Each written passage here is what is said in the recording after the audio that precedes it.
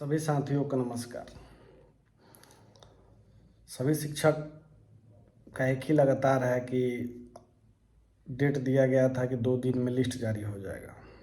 List जारी नहीं हुआ और सभी लोग परेशान हैं और बहुत लोग कमेंट कर रहे हैं, सवाल भी पूछ रहे हैं कि क्या हुआ। लिस्ट का बोला गया था कि आ जाएगा, 10 तारीख तक आ जाएगा, 15 तारीख तक आ गया, जो भी रिगार्डिंग। तो मैं सभी शिक्षक साथियों से यही कहना चाहता हूँ, ईसीएस साहब ने जब अपने इंटरव्यू में कहा कि 2 दिनों में लिस्ट नहीं जारी हो पाएगा, तो हम लोग का क्या ही अब कहें। जो लोग भी उनके नीचे के अधिकारी हैं या कोई कर्मचारी हैं, अगर वो लोग कुछ सूचना देते हैं उसके रिगार्डिंग ही आपको जानकारी दी जाती है। जब एसीएस साहब ही जो जानकारी दे के उस बात पे ही वो अमल नहीं हुआ, तो फिर अब हम लोग का कहाँ ही किया जाए। जो है आप लोग से सच बात, क्योंकि हम लोग एकदम तुच्छ, आम और गरीब असहाय शिक्षक हैं।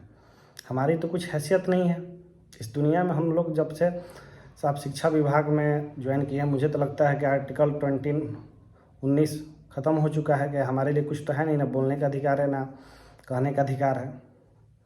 पिछले पत्र में भी देखा था कि कोई भी किसी के ऊपर टिप्पणी नहीं करेगा, खासकर शिक्षा विभाग के ऊपर। तो हम लोग कोशिश करते हैं और कोशिश क्या कर ही रहे हैं कि शिक्षा विभाग के किसी भी कोई भी अगर कोई बात हो तो उस पर चर्चा नहीं ही करना है, कि कुछ भी हो जाए।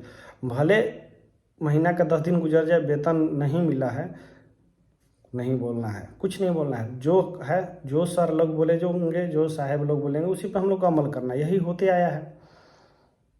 लेकिन कम से कम शिक्षा विभाग को ये समझना चाहिए कि जो उम्मीदें दी गई थी, जो सपने दिखाएंगे दी तो उसको कम से कम या तो पूरा करे या फिर कह दे कि स्थानांतरण नहीं होगा। कम से कम आदमी शांति से तो रहेगा। 4 महीना हो गया, शिक्षकों की जो मनोस्थिति है वो धीरे धीरे एकदम टूट गया है, कुछ करने में नहीं बन रहा है। और ये हमारे साथ ही नहीं, जितने भी शिक्षक है, खासकर महिलाएं, जिले के अंदर हो या जिले के बाहर हो या कोई भी कोटि हो, मजबूर था, परेशान था, तभी स्थानांतरण की मांग कर रहा था। वो सपना दिखाया गया, कुछ लोगों का हुआ।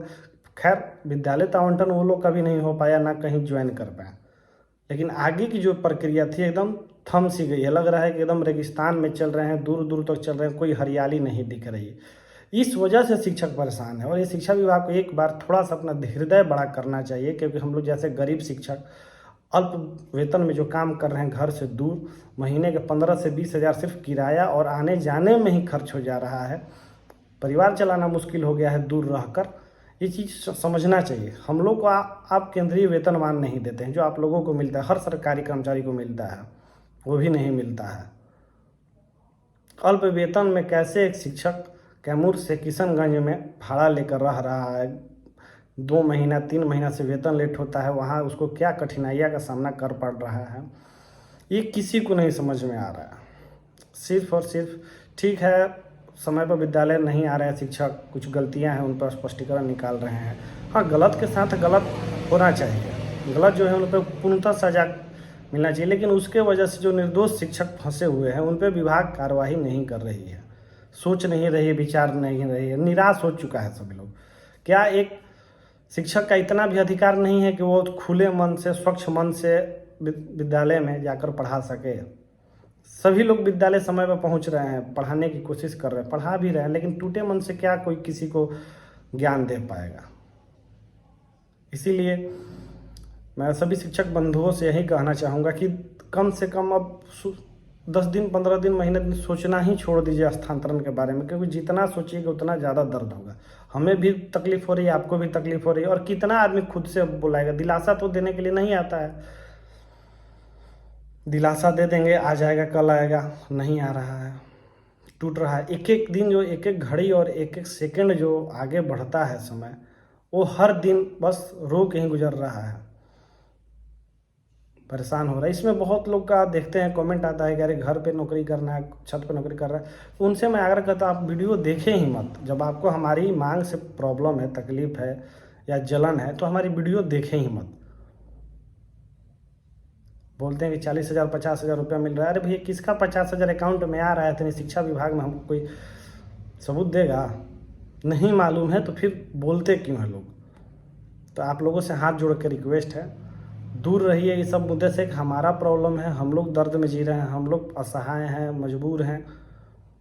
हमें जिस हाल में है छोड़ दीजिए, कम से कम हमारे दुख पे नमक मत रगड़िए। अभी सभी शिक्षक साथियों अभी देखेंगे कि स्क्रीनशॉट वायरल हो रहा है जिसमें बोला गया 4 या 5 लिस्ट जारी होगा।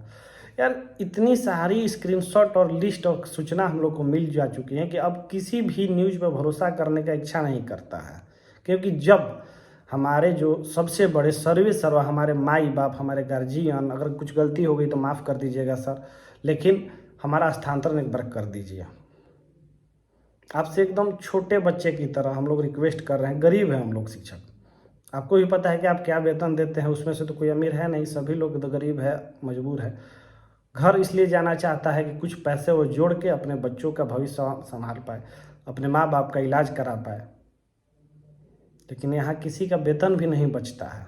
वेतन मिलेगा समय पर तब तो बचेगा।